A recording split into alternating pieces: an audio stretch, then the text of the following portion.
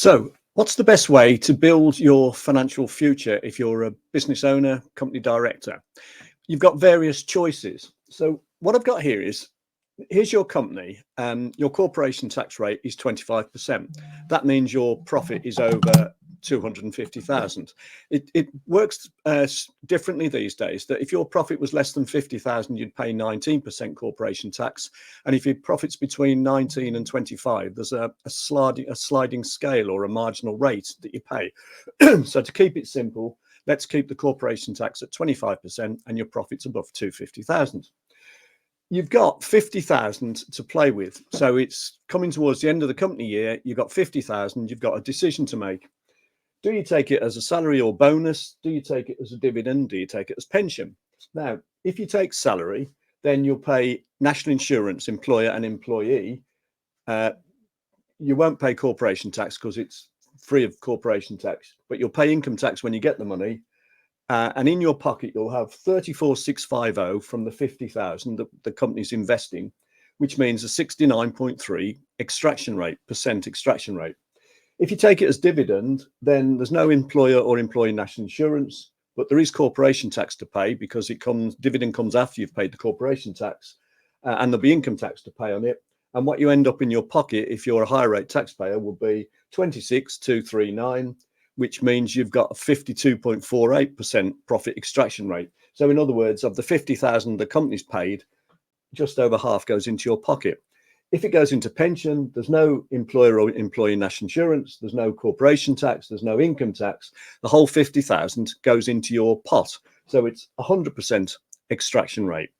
Now, if you leave the money in the company and don't pay it out at all, which is another strategy, so you're now saying your company is your pension, then that's fine, so long as you don't get into any sort of trading difficulties between now and when you need to exit, whatever way you choose to exit, whether you choose to sell or to hand over to someone else to run it for you and pay you an income.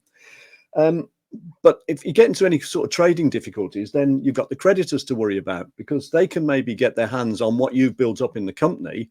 And if they do, there mightn't be much left for you. So that's the big threat, really. If you're going to look to sell your company, then will you be able to sell it very easily? Will it be systemized sufficiently to be able to sell a business that runs when you're not there?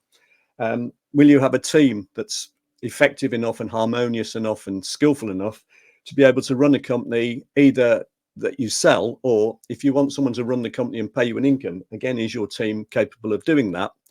And the other thing is, if you are coming to sell, then will it be the right time? Will the market conditions, supply and demand, will the market conditions be propitious, if you like? Will they be suitable to actually be able to sell the company? Will it be a good time? So there's lots of issues about leaving the money in the company. So for most people, it seems to make sense to at least get a significant portion out of the company into your own pocket. Now, if it goes into your own pension pot here, then first of all, you've had tax relief on the way in, you've had tax-free growth, but you also can take generally 25% at the other end as what's called pension commencement lump sum, i.e. free of tax. You've got great flexibility about how you take the benefits, and you've probably got the ability to make sure that your dependents can access the pot with no inheritance tax to pay. There's caveats to all of that because, you know, the rules are very complex, but in simple terms, that's the basic scenario. So then we just go back to one other thing. If you are looking to build your company up, and maybe in combination of the other things, build your company up, then you need to be aware that there are 8 key strategies that work for virtually any business. And that's whether you're manufacturing, distribution, or whether you're professional services with clients. These 8 strategies generally will work for virtually any business and will be the most effective route you can follow if applied one at a time to actually build the value of your business. So typically you might be able to say double your bottom line profit over a year, 2 years, probably maybe less than that, by applying these strategies. So if you want any information on how any of this works, then please get in touch. If you want to leave comments or pass it on for other people to look at, please feel free. So what I'm really saying is that it's not just, should you be paying money into your pension, and it's not just about should you be building your company, growing your company.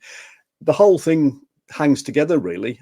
What you do with the profit affects your financial future, but it also affects how the company operates in the future, and what you do with the company will affect all these options for you later on as well. So the whole thing's interrelated. I hope you found that useful and interesting. Obviously, that's just a short summary of a very complex area. And if you wanted me to look at your numbers and work out what your best strategy or route was, then let me know. Hope you found that useful and interesting. Thank you very much for your attention.